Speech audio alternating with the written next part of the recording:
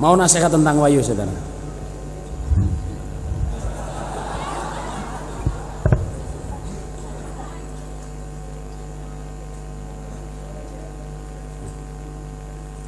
Saya penggokkan nasihat tentang wayu ya.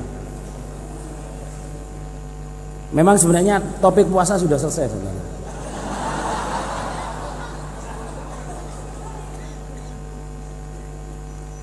Biasanya ibu-ibu ya, bapak-bapak ini, tapi saya komitmen ya. Jadi supaya diketahui di sini kalau saya nasihat tuh insya Allah saya tidak pernah nerima pesanan. Dan saya tidak mau nerima pesanan. Kalau ada orang kirim surat atau Mas tolong dong nasihat ini, saya nggak mau. Kamu kalau mau nasihat sendiri aja, jangan pesan saya. Mas ini soalnya gini ya udah kamu keep for yourself gitu. Kak ya apa simpan untuk dirimu sendiri. Kalau kamu nasihat aja, gitu. Kamu dengerin aja, insya Allah nanti keluar itu. Gak usah kamu pesenin. Jadi juga nggak ada pesanan wayu, juga nggak ada, saudara. Karena ada ibu yang bilang kalau kurang wayu, nah, itu saya nasihat tentang wayu. Jadi ibu-ibu ya.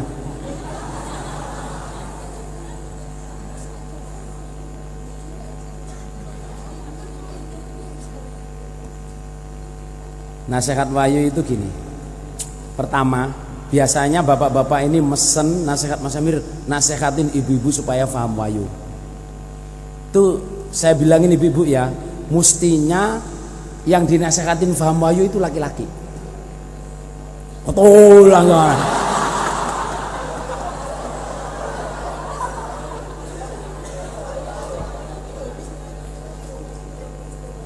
Soalnya ya orang laki-laki itu pikirannya itu ya supaya istrinya paham wayu, supaya kalau dia wayu nggak dimarahin, nggak dicemberutin, supaya disuruh wayu atau dilamarin. Well itu saudara jamaah impossible. Soalnya apa? Nggak ada perempuan yang mau diwayu. Kalau umpama ada itu nerimanya itu maksa nong ridho no bros. Jangankan perempuan sekarang, zaman Nabi itu loh. Zaman Nabi itu Aisyah itu ketika didatangi oleh Sofia, jadi Nabi ada tamu di rumahnya Aisyah. Sofia orang bule, ahli bikin kue dia. Orang Eropa, keturunan Eropa. Ahli bikin kue, dia kirim kue ke Aisyah ditampel, saudara. Jadi zaman dulu wayu, jangan bapak-bapak punya impian bahwa wah istri saya supaya paham wayu, supaya nyuruh saya wayu. Enggak begitu.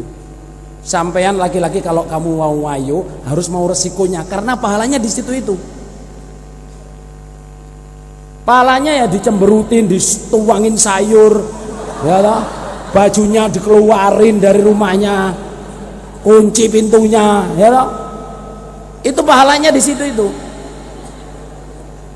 Kalau zaman mau wayo mulus-mulusan, oh istrinya dilamarin, dibolehin, oh ya mas silakan wayo nggak apa-apa, minggat pisan konon.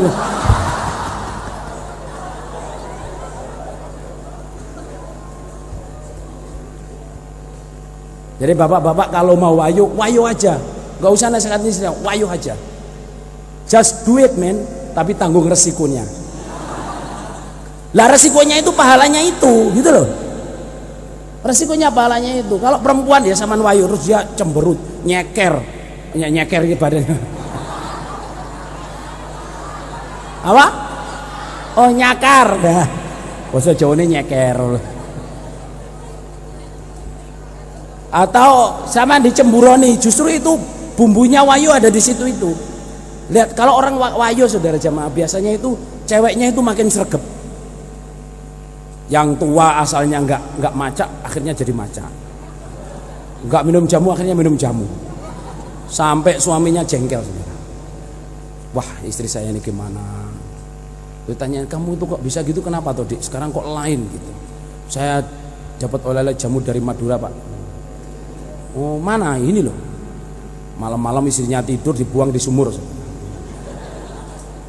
Pagi-pagi istrinya mau nimbo itu, mau masak itu loh, kok sumurnya mingkup. Lalu panggil suaminya kan, Pak nih, sumurnya mingkup Pak nih, kenapa gitu? Lah jamumu saya buang di situ. Sumur aja mingkep kalau punya kamu.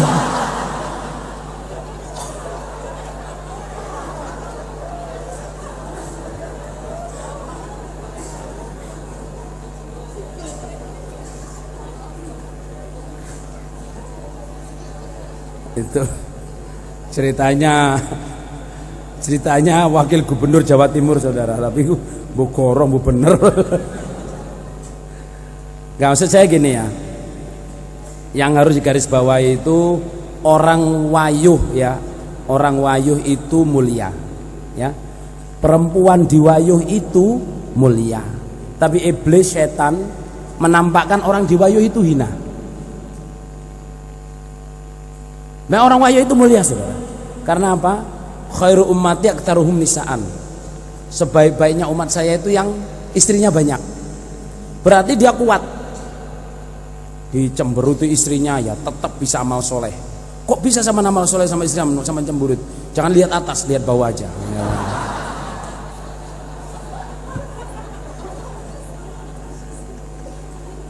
Benar-benar jangan dilihat atas saudara. Ya. Kalau lihat gini langsung waduh ya. Itu mangkulannya orang-orang yang ahli wayuh.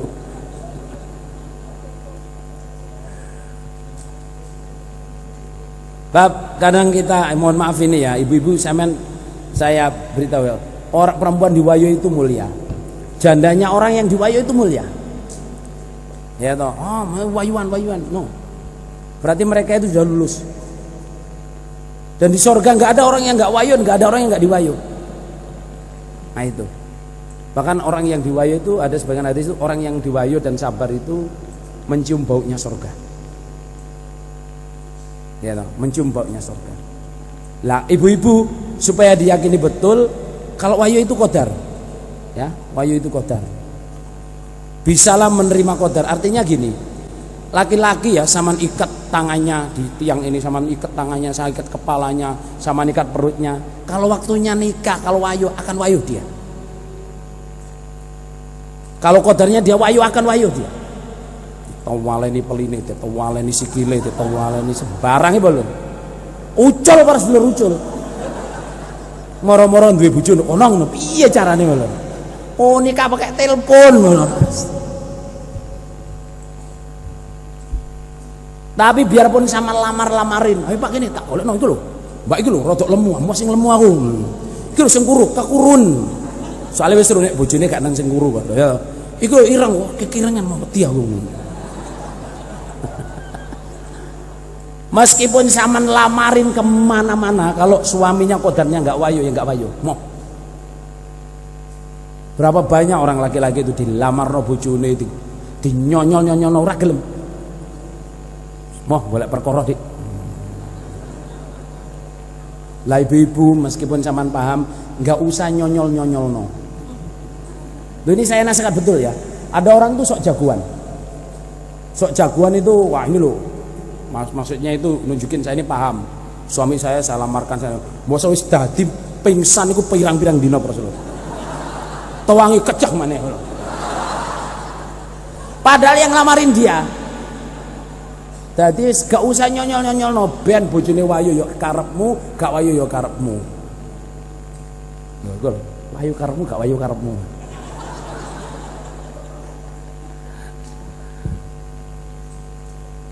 Ya. Kalau dengakan muga-muga Allah paring barokah, diwayu gak diwayu tetap jamaah, yang penting mlebu swarga sama saka neraka. Ngoten nggih? Wis cukup, wis gak tak perpanjang.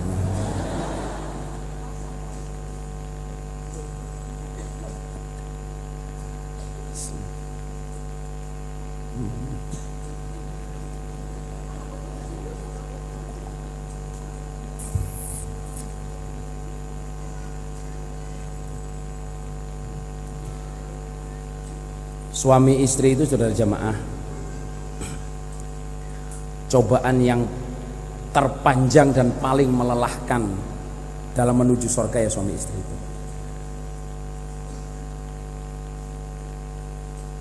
Ini nasihat suami istri ini. Cuplikan ae lho iki. Soalnya bukan wayu suami istri ini. Jadi suami istri itu cobaan yang paling panjang dan melelahkan.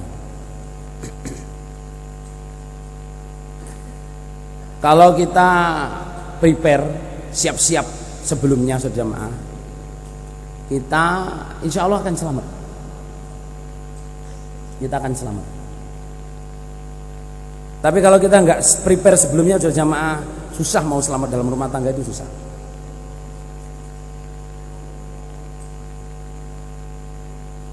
Ada topik nasihat yang judulnya itu mempersiapkan anak untuk menjadi suami dan istri yang baik.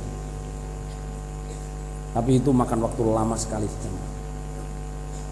Cuman saya akan menyampaikan mukadimahnya dan sebagai suami istri ya. Usahakan saudara jamaah kita menyiapkan anak-anak kita untuk menjadi suami atau istri yang baik. Jadi dari rumah sudah dinasehatin, sudah diberitahu, begini loh Nduk, besok kamu tuh bakal jadi istri. Jadilah istri yang solihat. Ya. Nak, kamu laki-laki, kamu itu bakal jadi suami. Jadilah suami yang soleh.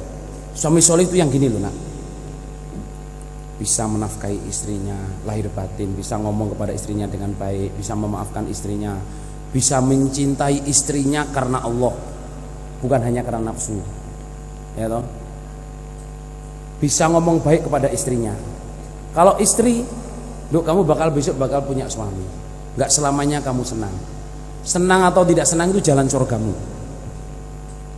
Jadi maksud saya ini briefly ya, bukan kata nasihat lengkap. Bapak dan ibu-ibu, usahakan anak kita itu dari rumah kita didik menjadi suami istri yang baik. Jangan hanya didik untuk cari duit, ya toh. Padahal muaranya di nikah. Setelah ini punya duit banyak, perempuannya laki-laki punya duit banyak, kawin, nggak punya skill. Akhirnya yang ada cuman ego. Yang laki pergi ke sana, yang perempuan pergi ke sana, anak-anaknya jadi anak pembantu. Anak-anaknya jadi anaknya tukang amal soleh. Sementara yang pembantunya yang amal soleh ini nggak punya skill mendidik anak.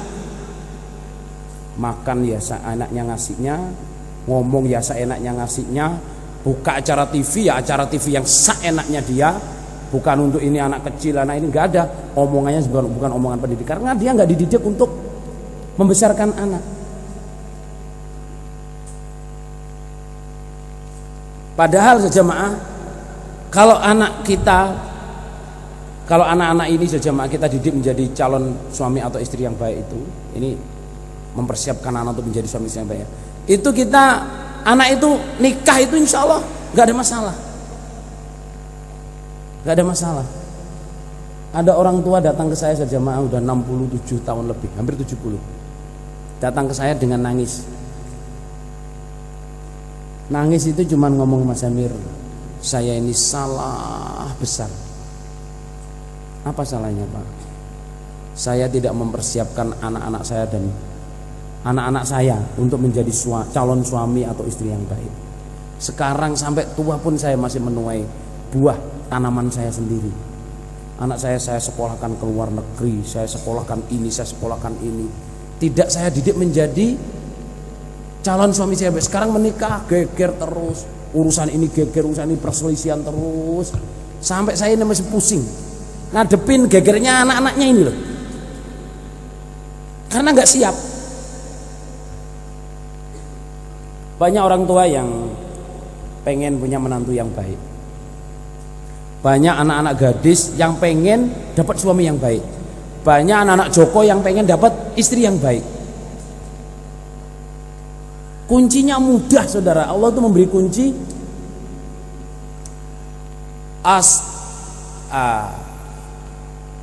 at-thayyibuna lit-thayyibat wat-thayyibatu lit-thayyibin wal khabithuna lil-khabithat wal khabithuna lil-khabithat. Surat Nur itu kalau orang baik pasti dapat baik. Cowok yang baik dapat cewek yang baik, cewek yang baik dapat cowok yang baik. Oke? Cowok yang buruk, jelek, maksudnya suami yang jelek akan mendapatkan istri yang jelek. Suami yang baik akan perempuan yang jelek, maksudnya calon istri yang jelek akan mendapatkan calon suami yang jelek. Hikmahnya di mana? Kalau mangkul saya itu, kamu jangan pusing mencari mantu yang baik, jangan pusing mencari cowok yang baik, jangan pusing mencari cewek yang baik. Jadikan dirimu menjadi calon istri yang baik, pasti nanti akan datang cowok yang baik kepada kamu. Saya dipahami nama Bapak? Jadikan kamu laki-laki, jadilah cowok-cowok ini ya, jadilah calon suami yang baik, nanti pasti akan datang cewek yang baik. Itu janjinya Allah, nggak bisa dibohongin. Jadi jangan pusing, apa sih kriterianya cowok yang baik? Apa sih kriterianya cewek yang baik? Apa kriterianya calon mantu yang baik? Apa kriterianya calon menantu perempuan yang baik? Well, gak usah nyari ke situ. Jadikan dirimu calon suami yang baik, jadikan dirimu calon istri yang baik. Kamu akan mendapatkan suami atau istri yang baik.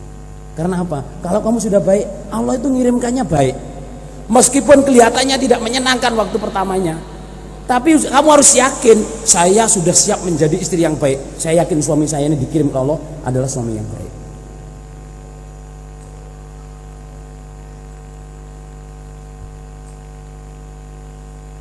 Kira-kira mudeng napa mboten niku? Bapak-bapak pengen punya mantu yang baik apa yang buruk? Baik. Ya baik rupanya, ya baik kelakuannya. Ngoten nggih? Adik-adik cewek-cewek ya. Biasanya yang problem itu cewek-cewek. Cowok juga sih. Adik-adik kamu semua ya, cewek-cewek ya, kamu semua adalah perempuan yang cantik dalam dirimu sendiri. You are beautiful. You are beautiful on your way. In your own way. Yes. Kamu adalah cantik dalam dirimu sendiri. Ini harus yakin. Mas-mas juga gitu. Kamu semua adalah ganteng-ganteng dalam dirimu sendiri. Artinya jangan takut jadi diri kamu sendiri. Saya ini kependekan. Saya ini keriting kayak saya ini saudara ya. Saya ini gemuk. Saya ini hitam. Saya ini bibirnya doeh, domber apa? Doeh. Saudara jamaah, itu semua udah ciptaan Allah, akan ada pasarnya sendiri-sendiri. Ini saya ngomong kasar tapi yang aslinya begitu. Kamu nggak usah takut kamu pesek, kamu hitam, atau kamu gemuk, atau kamu terlalu semok, atau kutilang damun, kurus tinggi lasing, dada montok, ya. Maksudnya you don't have to worry about yourself. Just be good. Just be good. Maksudnya be good itu kamu buatlah dirimu sendiri jadi orang yang solihat. Kalau perempuan, laki-laki jadi orang yang soleh. Nanti Allah akan mengirimkan sendiri orang yang senang dengan kamu. Jamaah ini mudah-mudahan orangnya nggak di sini ya. Mudah-mudahan orangnya nggak di sini. Ini cerita ini, you are beautiful on your own way. Itu nyata. Kamu adalah cantik dalam dirimu sendiri. Itu nyata betul. Ada tahun 80-an saudara. Sekarang sudah 2000 berapa ini? 2013. Usawi berarti ya. Ini ada waktu itu ada insinyur dari Jakarta. Mudah-mudahan orangnya nggak di sini. Cari istri ke Gading. Zaman tahun 80 kalau insinyur itu kan wah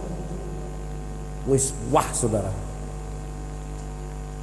Cari istri ke Gading itu, yang cerita ini ibu perempuan yang ngelancarin, datang ke rumah orang minta dicariin istri. Dilalah ibu itu nyarikan perempuan yang nilainya 7+, jadi 7 ke atas, out of 10, oke, out of 10. Jadi 7 dari 10. Yang dicari ini dilala 7 perempuan saudara. Semuanya godek. Enggak bu. Ada yang 8,5, ada yang 8. Lah ibu ini sampai jengkel, wis mas sama ini panjani insinyur ganteng anyi-anyi. Gak enek untuk gua di Jawa Timur apa di Gading sini yang selera sama nyari Jakarta sana banyak. Enggak bu, saya ini orangnya biasa bu, enggak macam-macam. Lah ini semua enggak mau, ya memang saya enggak mau. Ya udah cari sendiri. Singkat cerita 8 bulan lagi 6 month, another 6 month atau berapa bulan itu datang dengan istrinya saudara. Lah istrinya itu, bu alhamdulillah saya udah dapat istri bu. Terus saya tak delok mas Emir ya, saya ngasih nilai 6 ibu, mikir-mikir mas 6 minus. Lu kok gitu bu? Yes, itu ya mek omongan tok Emir. Lu kenapa? Lah wong ya arek yo ireng, Dek, tapi mau baligot. Saking penasaran saya itu saya tanya. Ya, saking penasaran itu saya tanya. Lah ya Mas Mas insinyur yo ganteng, yo gede dhuwur, yo insinyur, yo kerja yo kok Jakarta. Kok yo oleh baligot kayak ngene, Mas. Maksudnya itu dia tanya saking penasaran, Mas. Jangan marah ya, saya tanya. Sebenarnya apa yang menarik dari sampean? Oh, apa yang menarik sampean dari istri sampean gitu loh. Saya itu suka perempuan yang semok. Tahu semok gak? Saya itu suka perempuan yang pantatnya baheno. Lu lah kok cuma nyari baheno lu gak ada ngombruan, Bro. Masih Cak Jupri yo semok, Bro.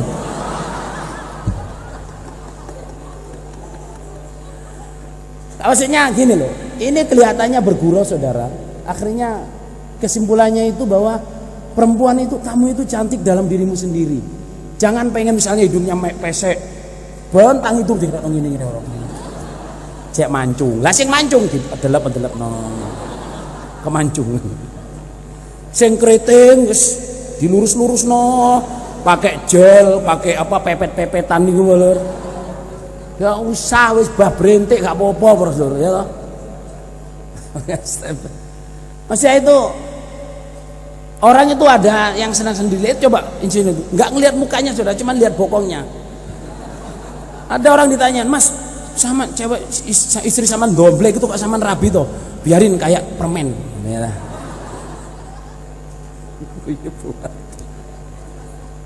Jadi kalau udah kadang suka saudara jamaah, bibirnya domble itu dia ya suka aja. Itu sensual bagi saya. Padahal delok yang domble temen banget.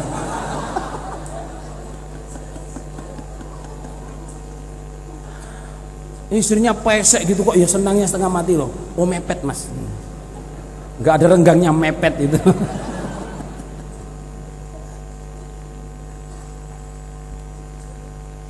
Jadi maksud saya itu gini ya, kita usahakan diri kita itu jadi baik, mas-mas ya, bujang-bujang ini, ya apa selingan lah, nge? Mas-mas mbak-mbak yang gadis-gadis ini, jadilah perempuan yang baik, banyaklah doa kepada Allah, belajarlah jadi istri yang baik. Ibu saya itu pernah memberitahu adik perempuan saya dengar sendiri, Duk, besok kalau punya suami itu ya, kesukaannya apa kamu kasih, misalnya minum teh, biar dia minum atau nggak diminum nggak usah kecewa, bikinkan teh, taruh di situ, jangan menunggu suamimu minta. Sampai segitu ibu saya nggak nasihatin anak perempuannya itu. Oh iya ya gitu. Soalnya kalau kamu itu nunggu minta, kamu itu nggak melayani suamimu, padahal kamu tuh perlu surga dari suamimu. Sekarang topiknya, kenapa perempuan itu harus taat ke suami? Kenapa perempuan harus taat ke suami? Saya tidak akan nasihat ibu-ibu taat suaminya ya, enggak. Saya akan memberitahu ibu-ibu kenapa ibu-ibu harus taat kepada suami. Dengarkan bapak-bapak nggih. Ini nasihat khusus untuk ibu-ibu, tapi sama saya izini mendengarkan. Kenapa sih cewek-cewek itu suruh taat ke suami? Saudara, ibu bapak saya ini mubalik. Ya, ibu bapak saya ini, bapak saya mubalek, ibu saya mubaligot. Cuman ibu saya kemubaligotannya lebih senior. Usianya lebih muda tapi kemubaligotannya lebih senior. Ibu saya tahun 56, tahun 57 udah tugas mubaligot. Tapi bapak saya insafnya tahun 61. Lah, ibu bapak saya ini karena mubaligot di rumahnya di Gading itu punya kewajiban ngajar ngaji. Terus nggak tahu apa yang terjadi. Yang jelas ibu saya cerita, kita dulu janjian, nih, apa M? Kita janjian, saya yang kerja, bapakmu yang ngajar ngaji. Ya, anak ibu saya itu anaknya 8, saudara. Saya nomor 1. Di rumah itu ya anak keponakan anaknya saudara bapak saya, saudara ibu saya itu ikut di rumah. Saya ngelihat ibu saya sudah jamaah ya, pagi sebelum adzan subuh itu udah bangun. sholat malam itu tanak nasi apa pakai itu loh bang, ini itu loh titip, bukan pakai kompor, apa pakai apa? Tungku, basa Jawane pawon.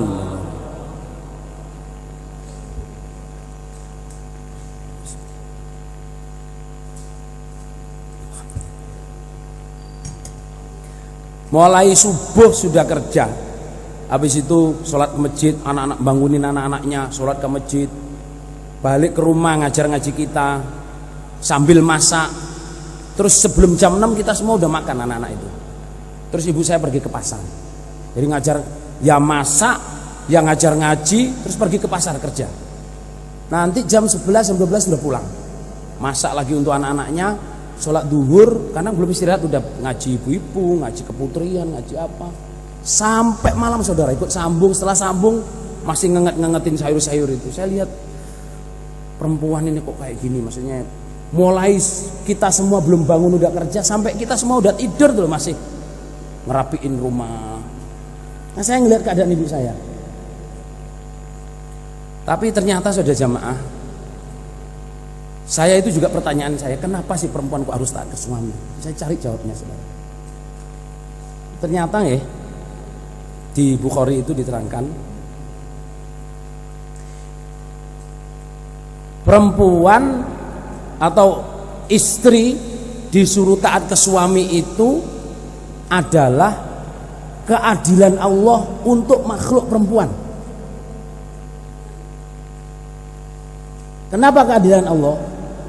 Allah itu mencipta perempuan, okay, lebih jadi gini, Allah itu mencipta makhluk perempuan, manusia perempuan, physically and mentally, fisik dan mentalnya itu lebih dekat ke neraka daripada ke surga.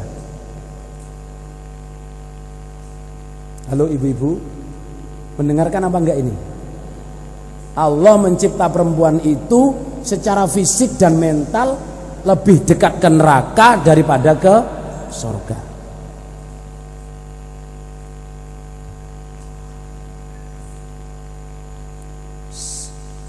Waktu balik mens, jadi setiap bulan nggak sholat. Setelah menikah yang hamil ya perempuan, yang menyusui ya perempuan. Ngerti nggih? Saman nggak tahu nyusui itu aja Jupri.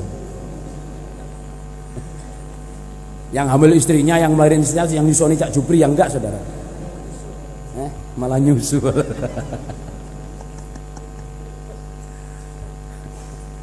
Jadi perempuan itu jamaah ya, waktu balik sudah mens. Ada yang 3 hari, ada yang 4 hari, ada yang seminggu, ada yang 10 hari, ada yang hampir 15 hari. Berarti nggak sholat sama sekali. Dan jarang orang perempuan kalau nggak sholat terus zikir apa, jarang. Malah beneran saudara, ruwai banget.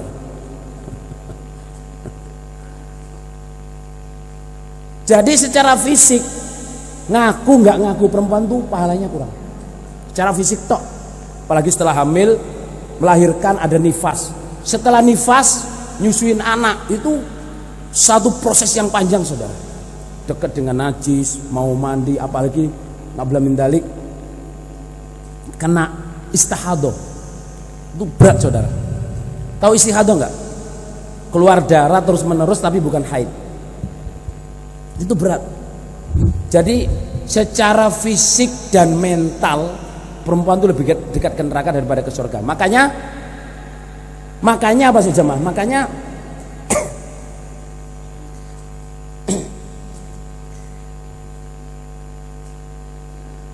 Nabi itu mensabdakan, ketika saya melihat neraka itu yang saya lihat banyak perempuan. Secara mental, secara mental, kalau ibu saya menerangkan itu, ibu saya ini sejamaah zaman Bapak Imam almarhum khatam kitab mungkin 5 kitab. Dan ibu saya bisa lancar membaca qiraat sab'ah. Jadi maksudnya bukan karena ibu saya, bukan sejamaah, karena beliau memang mubalighat ya. Ibu saya itu cerita perempuan itu amalannya banyak nak.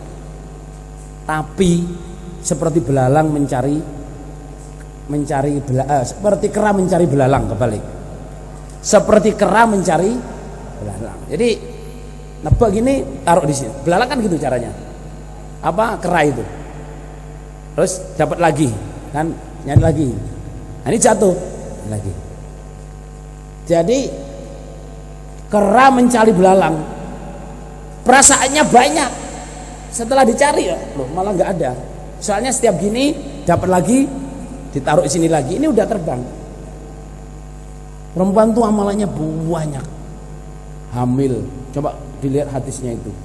Hamil, mencucikan baju suaminya, melayani suaminya, memasak makan untuk suaminya, menyusui anak, itu pahalanya miliar-miliar, saudara. Kadang tuh saya lihat, masya Allah kayak gini. Tapi mudah hilang. Soalnya kadang mudah emosi perempuan itu. Perempuan itu dibuat oleh Allah ya, ngaku salah tapi berani marah. Ini perempuan itu, saudara. Siang hari ada problem dengan anaknya diceplesi sampai nangis, padahal yang salah dia. Malam-malam tuh dibilangin suaminya, "Dek, mestinya tadi itu ya yang salahkan sampean, masa anaknya digini-gini ini." "Iya mas, yang salah saya memang, tapi sama lu ngelihat juga malah manas-manasi, jadi saya pukulin anak. Sama itu memang suami nggak bisa ngelihat keadaan loh." Iya benar. Ngaku salah tapi suaminya nggak bisa ngelihat keadaan. Kalau nggak makhluk perempuan nggak bisa begitu, saudara. Kalau laki-laki itu salah ya wis salah. Yang seperti yang saya bilang kemarin, perempuan mau minta maaf ke suaminya itu susah, saudara. Yes, gayanya desel-desel, padahal itu sudah memaafin, saudara. Sing cerdas bapak-bapak ya. Lah terus balik kepada kenapa perempuan harus taat kepada suami. Jamaah ya, perempuan dengan kekurangannya secara mental dan fisik itu, perempuan tuh kalau mau masuk surga, melewati perjalanan akhirat nanti, saudara jamaah, kok sendiri tanpa suami, saudara jamaah, sulit masuk surga, sulit.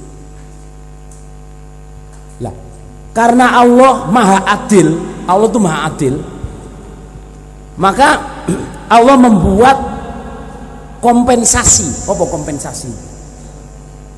Keringanan, rembus. Karena Allah membuat makhluk perempuan itu secara mental dan fisik lebih dekat ke neraka daripada ke surga. Akhirnya melalui nabinya, ya toh, melalui nabinya Allah memberi keringanan kepada perempuan. Apa sabda Nabi? Idza sholatil mar'atu khamsaha wa shamat syahroha wa hafidhat farjaha wa ata'at zaujaha qila laha dukhulil jannah. Kalau ada seorang perempuan sholat 5 waktunya dijaga, puasanya dijaga, bisa menjaga kemaluan, tidak pernah berzina maksudnya, terus taat ke suami, cuman 4 ini toh yang dihisab oleh Allah, cuman sana-sana ke surga. Yang lain oleh Allah nggak dihitung sama sekali. Jadi hisapan bagi perempuan yang punya suami itu hanya 4. Apa ibu-ibu? Sebutkan. Sholat 5 waktu, terus puasa, terus menjaga farji atau tidak berzina, terus taat suami.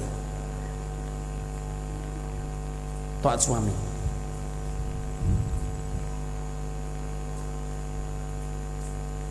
Makanya saudara jamaah ya, sampaikan Nabi Muhammad SAW bersabda, "Lau kuntu amirun ayyasjuda ahadan li ahadin la amartum mur'atan antas juda li zaujiha."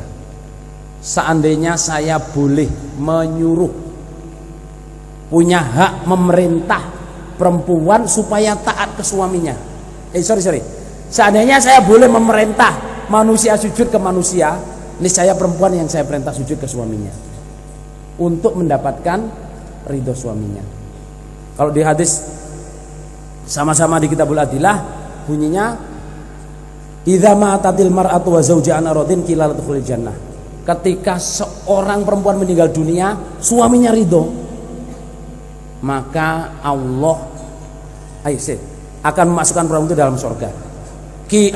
Idza matatil mar'atu wa zawjuha an radin qila ladkhulil jannah. Kalau perempuan itu meninggal dunia, suaminya ridho, langsung perempuan itu dimasukkan ke surga.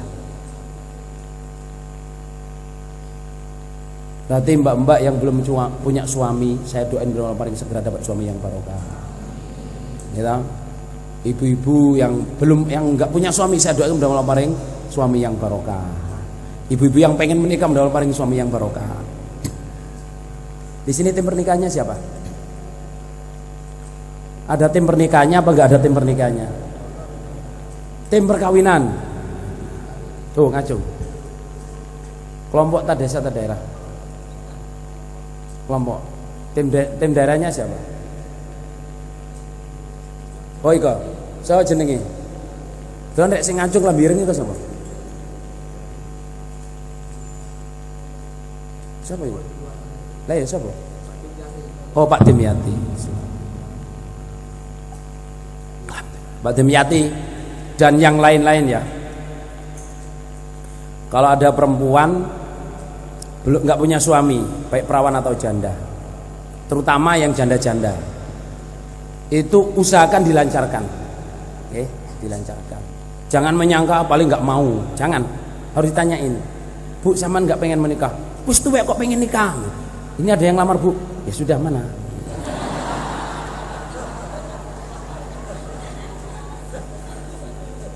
Enggak, maksudnya itu kalau perempuan masih macak saudara, berarti dia masih mau menikah. Ukurannya begitu. Dan ini harus dilancarkan. Bapak-bapak juga gitu, meskipun udah tua gak punya istri, lancarkan saudara. Kadang tuh pengen tapi malu, mau mulai malu. Harus tim perkawinannya yang cerdas ya toh. Ini ada cerita ini, bu bener buka Rasul. Suaminya itu udah tua, dilancarkan sama janda. Terus karena suaminya ini ngorokan, istrinya itu janjian nggak mau tidurnya itu bareng, bisa kamar. Dan dilalah pengantin baru saudara, yang baru itu terus sore-sore amal soleh, habis maghrib tuh, habis sisa amal soleh lagi, jam 9 tuh amal soleh lagi. Terus istrinya itu tanya, Pak, Mas sampean kok kuat sekali sudah tua?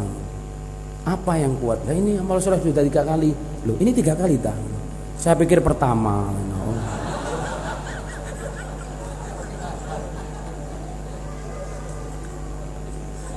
Nangkep apa ora Rasul? Maksudnya orang tua itu yang masih pengen amal soleh saudara, gitu.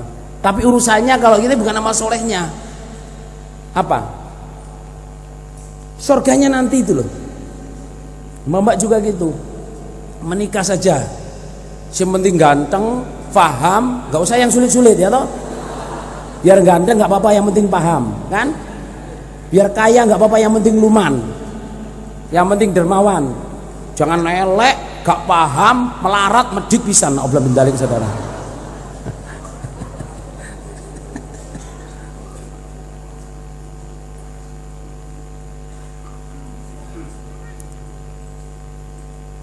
Ibu-ibu sudah terjawab belum? Kenapa perempuan itu supaya taat kepada suaminya? Itu jalan tol, ya. Makanya ibu-ibu kalau punya suami, anggaplah itu sebagai pusaka, jimat. Misalnya suaminya ireng, biarin hitam, cariin semir biar makin hitam saudara ya.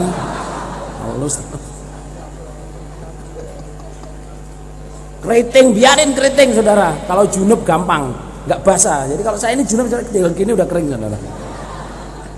Sesama keriting dilarang saling mendahului.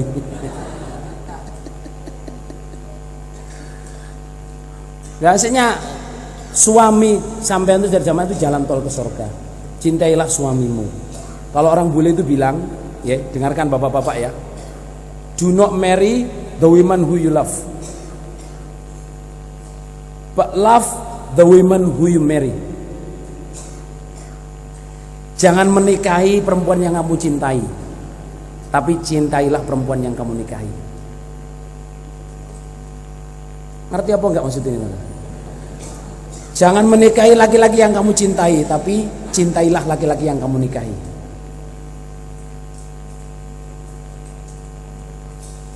Nangkep nama buatan malu. Ini sebenarnya maknanya saudara, maknanya itu apalagi kita jamaah, ada istikharah, ada qadar ya. Maknanya itu kalau kita sudah menikah itu jodoh kita.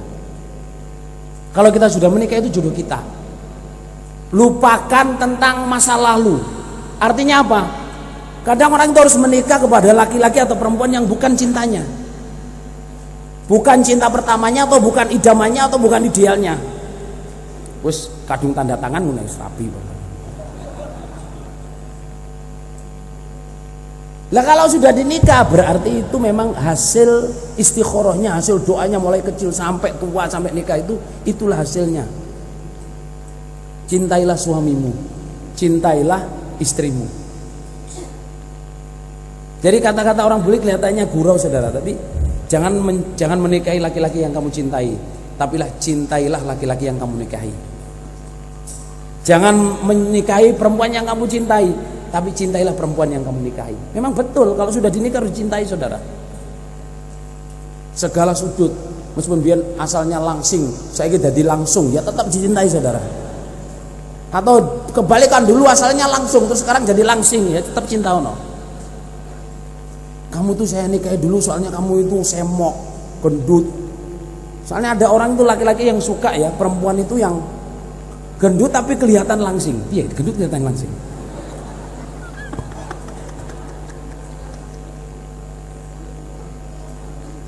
Piye gendut. Lah perempuan itu juga gitu, ada yang sukanya itu laki-laki yang kuru jempal. Apa kuru jempal itu maksudnya? Kurus tapi tulangnya kelihatan gitu. Itu jenis kuru jempal.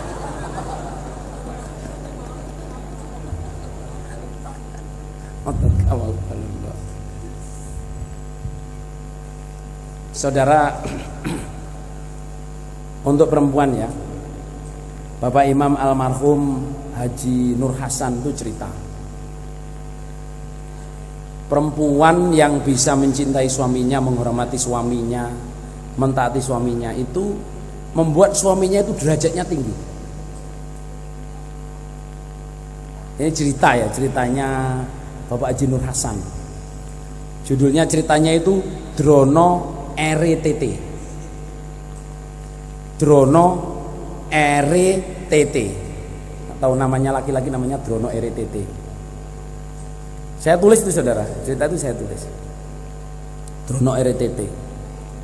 Jadi zaman dulu itu ada orang laki-laki namanya Drono RTT. Dia mulia, naik pangkatnya karena istrinya itu sangat setia dan taat kepada suaminya itu. Jadi Drono RTT itu laki-laki yang penakut. Lihat semut itu girap-girap. Oh semut, semut.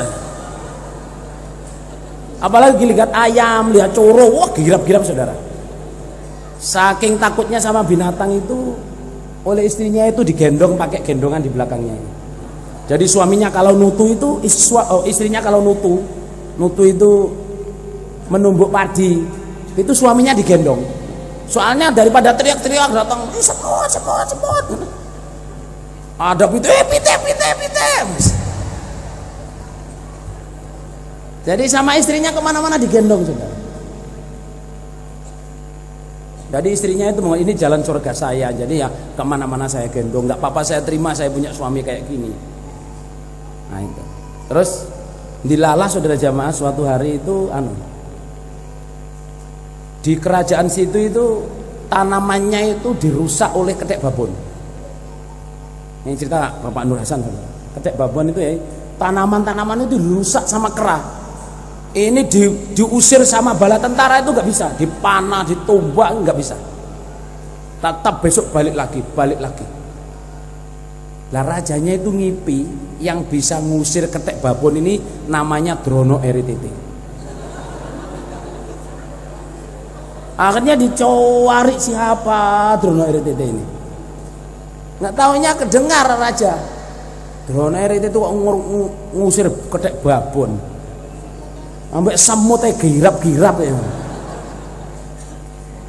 Iki perintah. Pokoknya mimpi saya diturutin. Dia diperintah harus ngusir. Kalau enggak dibunuh.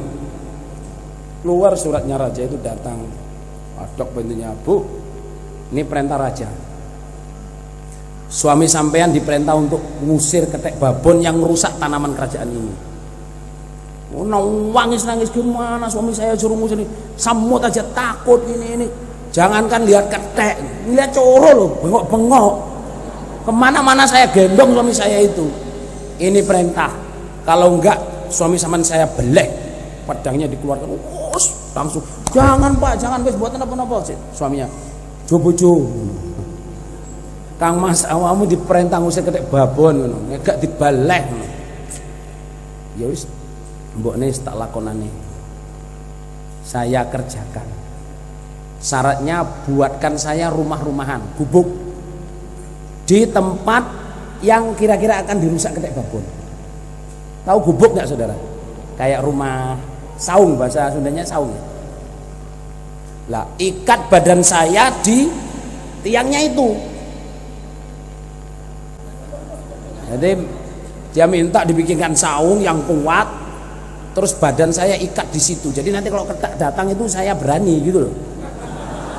Jadi diikat badannya saudara di itu, terus tanaman itu, terus malam-malam tuh menjelang maghrib ini dengar udah mulai krosok itu ketek grup itu datang. Dia tuh gak berani lihat saudara, selalu lihat, loh ketek segini banyaknya, dia lari loh. Dilala lari itu saungnya itu ikut saudara. Lah lari kebingungan mau muter-muter situ saudara. Terus ketek babon ini ketakutan, lah ada orang kok bisa nyeret saung gini.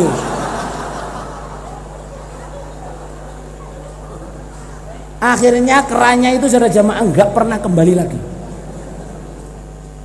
Terus si Drono RTT ini oleh kerajaan itu diangkat jadi salah satu panglima kerajaan.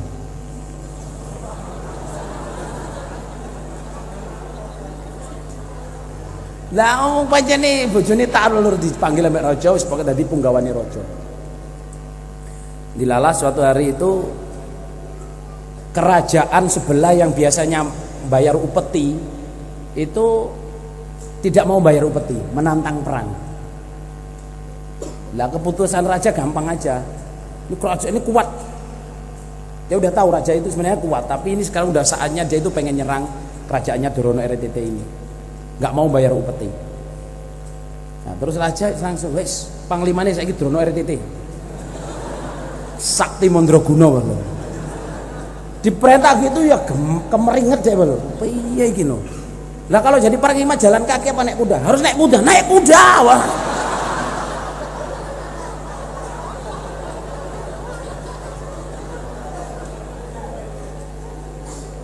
Lah terus dia bilang gini, wis ngene nduk. Gini aja. Nanti tutup mata saya ya.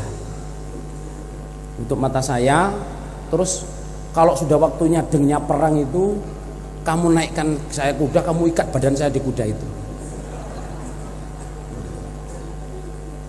Jadi tutup mata saya, badan saya ikat di kuda itu. Soalnya dia lihat kuda ya jelas girap-girap bisa pingsan saudara.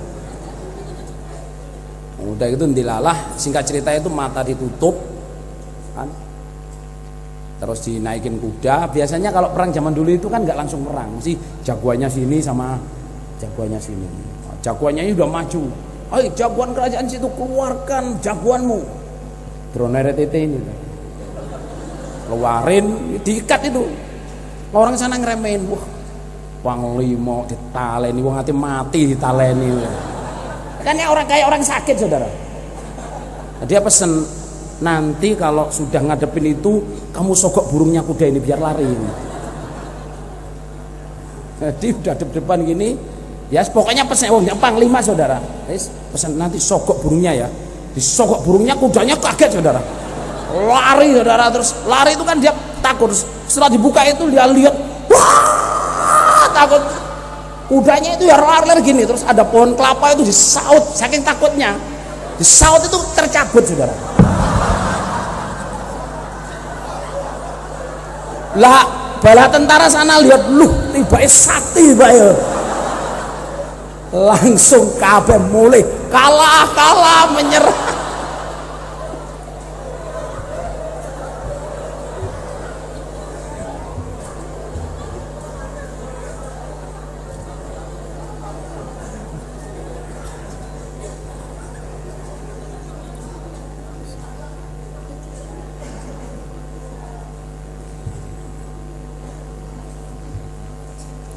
Itu cerita dari Bapak Haji Nur Hasan bahwa perempuan itu kalau mentaati suaminya itu Allah akan dinaikkan derajatnya terus. Dan suami itu kelihatan mulia saudara kalau ditaatin suaminya, dihormatin suaminya. Laki-laki ya berdekatan dengan laki-laki yang istrinya hormat, nggak canggung, ya taat nggak canggung, ngomongnya ya enak. Itu laki-laki itu mesti tanya, ini mesti punya rahasia, something. Tapi kalau laki-laki jumpa dengan laki-laki, istrinya itu nggak ada hormatnya, nggak ada taatnya, nggak ada ininya, itu iki laki-laki opo gitu. Penuh gudik kali sampai istri maksudnya kok nggak dihormatin sama istrinya itu loh ya, kehormatannya udah nggak ada saudara. Kemudian meskipun kayak drono RTT dengan semut takut betul, tapi karena istrinya itu sangat hormat dan taat kayak gitu. Tapi ini ada cerita yang berbalikan di hadis kalau ini saudara. Mau cerita malih ngantuk kabeh.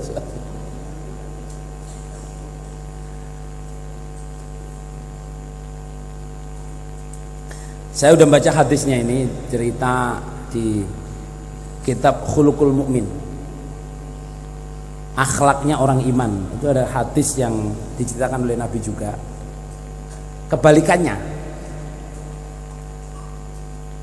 mulianya suami menghadapi istri yang cerewet. Jadi istri itu enak dewe tapi suaminya sabar. Yo cerewet, yo enak dewe yo. Tapi suaminya jadi mulia. Jadi bukan karena istrinya nggak taat, tapi istrinya itu kan ada saja perempuan itu yang wis masya Allah wis enak dewe. Itu ada hadis ya, ceritanya gini, ada dua orang laki-laki yang berteman sejak kecil. Suatu hari orang kota ini, yang satunya ini tetap tinggal di kerajaan, yang satunya ini rumahnya di hutan. Jadi menikah dengan perempuan yang asalnya di hutan. Lah, laki-laki yang di kota ini rindu dengan temannya ini, pengen jumpa lah, kawanku yang itu kemana sih? Tuh ya, orang itu biasanya kalau sudah berhasil itu biasanya pengen nyari kawannya. Matur nggih. Ya sukses, bisa pengen reuni. Karep ini pengen reuni. Terus dia tanya-tanya ke familynya di kota, oh tinggalnya di sana. Akhirnya sampai ketemu ke hutan. Di hutan tuh rumahnya sendiri saudara. Dia duduk itu, assalamualaikum. Waalaikumsalam. Siapa itu? Saya mau cari ini. Oh kamu cari suamiku toh? Masih kerja. Tunggu aja di situ. Omongnya itu wis, ya jaga peraturan, tapi ngomongnya itu nggak enak saudara. Nggak boleh masuk. Tunggu di luar situ. Nanti dia datang sebentar lagi. Lu kemana? Cari kayu. Berarti taat peraturan tapi omongnya jangan masalah pokoknya. Terus dilala itu agak menjelang sore itu saja jamaah, si kawannya ini datang menunggang singa. Hadis itu terangkan menunggang singa yang lion itu, yang ada ini. Terus kayunya dia itu ditumpuk dengan apa? Ditaruh di atas punggung harimau. Ada yang harimau putih, ada yang belang, ada yang tutul-tutul, itu semua membawakan kayu. Terus si yang kota ini tanya, loh, gelani awakmu sawakti, kok harimau kamu suruhin bawa, bukan kuda. Kalau kuda gak heran saudara, kalau gajah gak heran, ini harimau bawain kayu-kayunya itu. Nggak tahu sejak saya nempat di hutan ini semua harimau itu tunduk dengan saya. Saya naikin mau, saya ini kan dia nggak tahu saudara. Nah terus singkat cerita, orang kota ini balik. Berapa tahun lagi tuh pengen balik lagi, balik. Waktu bilang assalamualaikum, dia expect yang jawab itu ya suara yang cewantas tadi. Waalaikumsalam, siapa itu? Nggak gitu saudara. Waalaikumsalam, siapa di luar? Saya bu, saya mau nyari ini. Oh, mohon maaf ya, tunggunya di depan aja situ. suami saya masih bekerja. Sopan, perempuannya sopan, enak, ya jaga peraturan tapi sopan, enak. Dilalah saudara mas, suaminya itu yang laki-laki itu datang itu kurus, pucat, badannya hitam, rambutnya ruis-ruis, mikul kayu sendiri saudara, mikul kayu sendiri.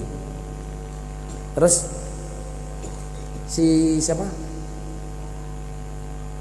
si kawannya yang dari hadisnya itu, kawannya yang dari kota itu tanya, loh apa yang terjadi dengan harimau-harimau itu? Kamu sekarang kelihatan tua, kurus. Nggak tahu, sejak kematian istri saya yang pertama, terus saya menikah dengan istri yang kedua ini, harimau sudah pergi dari saya semua.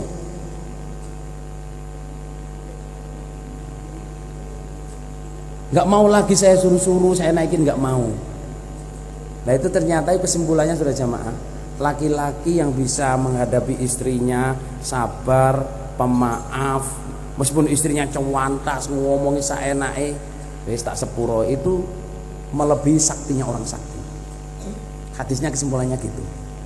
Lah mang kok ngono ya, sebuah pokoknya ceritane ngono iku lho. Konggo la paring barokah.